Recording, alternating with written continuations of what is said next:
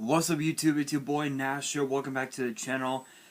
Now let me ask you guys a question. Do you guys remember my video from this past Tuesday? You do? Wow, that's awesome. Love to hear it. That is incredible news. Because, speaking of news, today I'm going to be finishing up what was supposed to have been Tuesday's video, so I figured, what the hell? Why not? Let's talk about more new cards, not just from the brand new Agent Structure deck, but more new cards, but a brand new card, which is going to be, excuse me, the sneak peek promo for Dawn of Majesty. Brand new, the effect of the V-Jump promo, Outburst Dragon. And last but not least,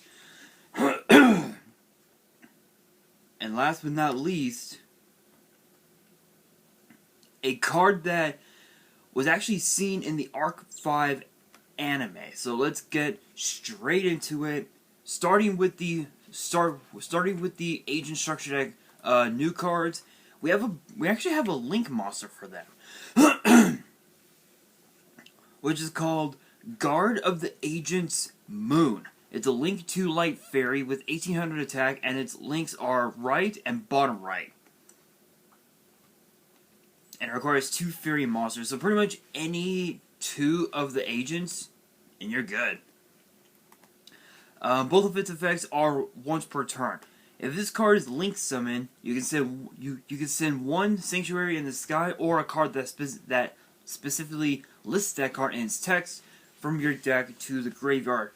Or if the Sanctuary in the Sky is on the field or in the grave, you can add one the Agent of Mystery Earth from your deck to your hand, from your deck or graveyard to your hand instead.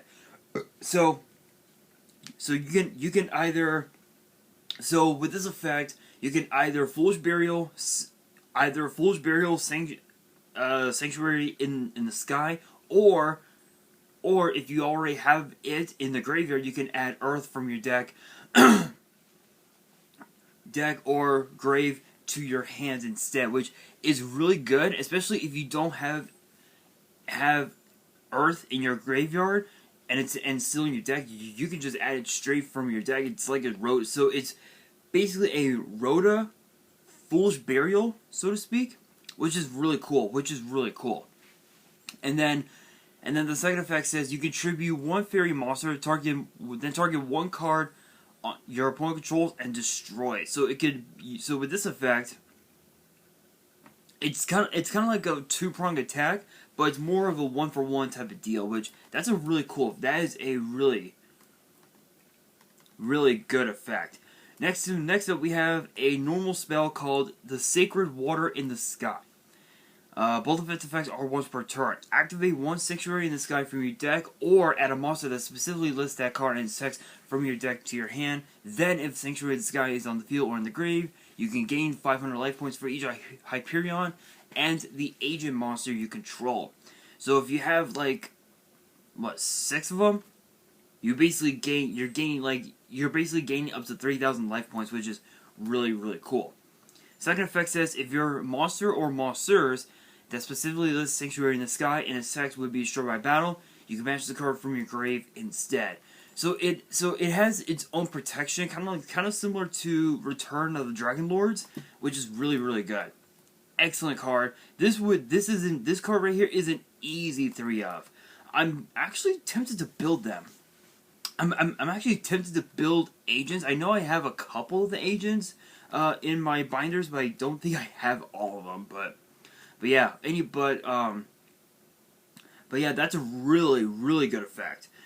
And now for is this the last one? Yeah. So this is actually the last new card. This is a synchro. Yes, they actually have a synchro, which is crazy. It's called the Executor of Hades Pluto. It's a 5-star Dark Fairy Synchro Tuner with 2300 attack and 0 defense, and it requires a tuner and a non-tuner. And it says this card is always treated as the agent card. Its second effect is a once per turn. First effect says once per turn you can banish one monster from your grave, and then target one effect monster on the field, change it to face down defense.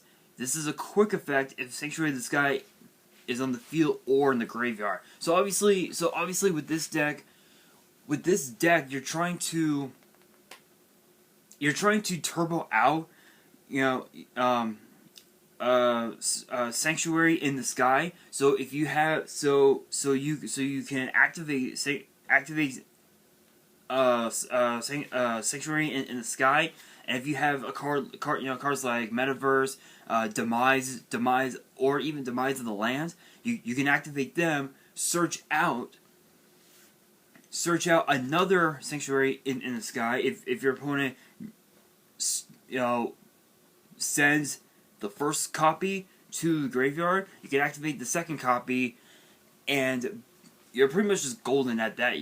You're pretty much just golden at that point. So basically, with this effect, it's kind of like a Book of Moon, but you have to banish a monster from your grave for cost, which that is a very steep cost. But if you banish the correct cards, if you banish the correct card, you might be able to go full combo, recycle that one card back to your hand, summon it or whatever, and then you'll be able to go for game. Second effect says you can banish this card from your grave, add 1 to 6 your sky from your deck or grave to your hand. So this is another form of terraforming, which is really cool. So terraforming, Metaverse, 3 demise of the land, that's 5. And I'll say 3 copies of this. You're basically running 8.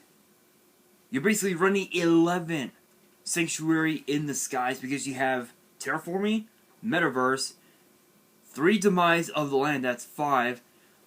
3 of Pluto if you are able to run 3, and then 3 Sanctuary of the Sky itself, that's 11. Absolutely insane. As far as the reprints that are going to be in the structure deck, you have Archlord Christia, Herald of the Orange Light, which is a really, really good card. Eva, the Sanctum of Parshath, Creature Swap, Divine Punishment, which I think that was... Didn't that stop back row or something like that? I don't remember.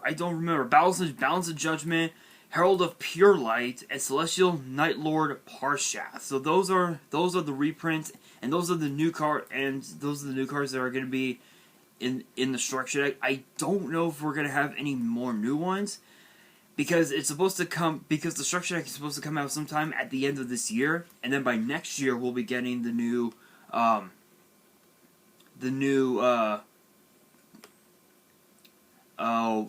what you call it? The structure deck here in the TCG. So I'm not entirely sure. There'll be more updates on that in the future as they deem ready. But Dawn of Majesty, as far as the sneak peek, it's gonna happen between from on August 7th and August 8th, and only a select amount of people can get their hands on the promo card, which is known as B Trooper Scout Buggy, and the playmat, which features the booster set's cover card, which is the Shooting Majestic Star Dragon. Now, as far as what the effect of Scout Buggy could do, is called B Trooper Scout Buggy, which is a 3-star wind insect. It's very rare we would ever get insect support. With 1,000 attack and 300 defense, and it says you cannot special summon monsters except insect monsters. If this card is normal or special summon, you can special summon 1 B Trooper Scout Buggy from your hand, deck, or graveyard. You can only use this effect once per turn. So it has its own like machine duplication effect of sorts, where you're able to special summon another one from your deck just right off the bat. honestly, that's a pretty good effect. The only downside is that you have to run it in a insect-based deck, which I don't really think there are any insect-based decks nowadays in today's meta. Nowadays, it's all about the Arcana Knights, the Egyptian gods. Zoo? Tri-Brigade Zoo. Eldritch is still running strong. Dinos are still running strong. I would say Dragon Links, but with all three Guard Dragon Links, Agripane, Pisty, and LP banned, with Striker Dragon limited to 1, the deck is pretty much just dead at this stage. So I don't see those 3 Guard Dragon monsters coming back anytime soon. But we do have the next V jump. Is the full effect of the next V jump is called Outburst Dragon, which is an 8-star Dark Dragon with 2100 attack and 2800 defense. It's very rare you would ever see that, because normally the attack would be higher than the defense, but that's pretty rare. That is really rare. Both of its effects are once per turn. If you control a monster, you can special summon this card from your hand, then destroy all of the monsters you control. You cannot special summon monsters while you control this monster summoned this way, except dark monsters. So Dark Dragons would probably if you were running this card in a deck like Galaxy Eyes, like Blue Eyes or Galaxy Eyes, you're not going to be summoning anything else. Unless if you had another Dark Dragon, which could be, I think the only other Dark Dragon that's level 8 would probably have to be Schwarzschild Limit Dragon. That's like the only thing. Dark Storm Dragon would be another interesting one. So yeah. So yeah, you're pretty much just locked out of it. During your opponent's turn, you can, as a quick effect, immediately after this effect resolves, link summon 1 Dragon Link monster using this card you control. So if you do have 3 Dark Dragons, you can use those 3 to summon cards like Triple Burst Dragon. You can summon Striker Dragon as well. But why would they want to release a card like this when Dragon Links are dead? Why now anyway? That makes no sense at all. But the last thing here is the card that was used in none other than the Arc 5 anime. If you guys remember, the guy that Yu-Gi-Oh Sakaki battled in the Arc 5 tournament, where he summoned Dark Rebellion Xyz Dragon. Fast forward to season 3, and that same dude fights Yu-Gi again. Only this time he had a card that he basically used against Yu-Gi Sakaki.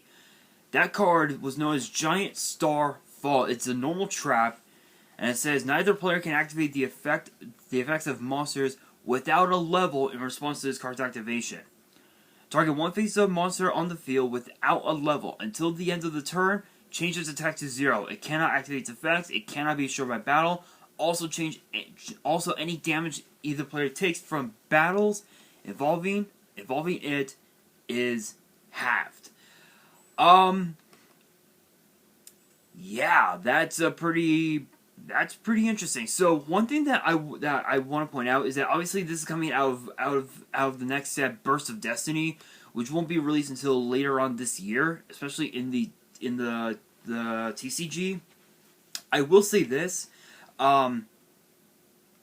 This is a really interesting card because when you think about cards from Arc 5, we have gotten so many cards from that era. It's hard to imagine that we would ever get even more cards from that era. We got Dark Rebellion, Dark Requiem.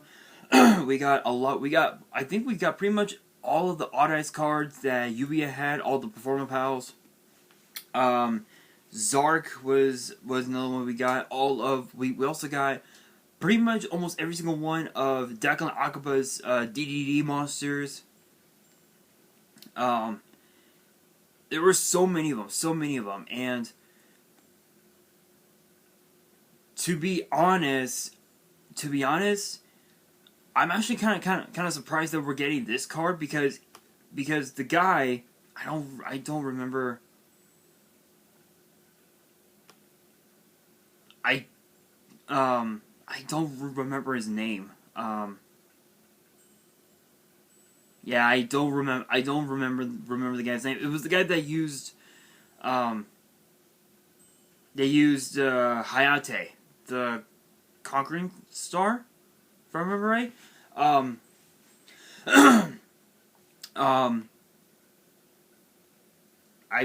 like drawing a blank right now. It's like I can see the name. It's just not there. But it's kind of weird we would ever get a card like this because you would think this card would have been released back in the day. But I feel like Konami made the right choice by waiting till now to release the card. Because if they released it back then, I'm pretty sure this card would have been banned.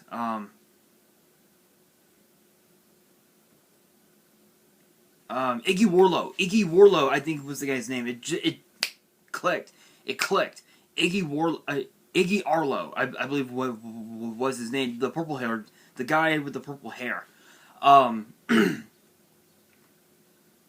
Iggy Warlow, I believe was his name. But yeah, I feel like back then this card probably would have gotten banned within an instant because of the fact where it says target a face-up monster on the field without a level. That's pretty rare to ever see that. But a monster without a level. Lynx would be a good one. Xyz monsters, neither of them have levels. Xyz monsters have ranks. Link monsters have link arrows. It makes perfect sense. But guys, that is going to do it for this video. Question of the day: what are your guys' thoughts on the brand new Agent structure deck? And do you guys think that the deck will be meta when it comes out in the TCG? Let me know in the comments below. And that is going to do it for this video. Hopefully you guys enjoyed. If you did, make sure you guys smash that thumbs up button. If you guys are new to the channel and you guys want more Yu-Gi-Oh news videos, which do get posted every Tuesday, but obviously today I had to finish it up. Make sure you guys subscribe to the channel and hit that notification bell so you guys don't miss out on any new content that comes your way. And be sure to follow me on Twitter and Instagram. All the links will be down in the description. If you guys have fan mail you want to send me and want me to open up on the channel, my address will also be in the description as well. And on that, this is your boy Nash, signing out.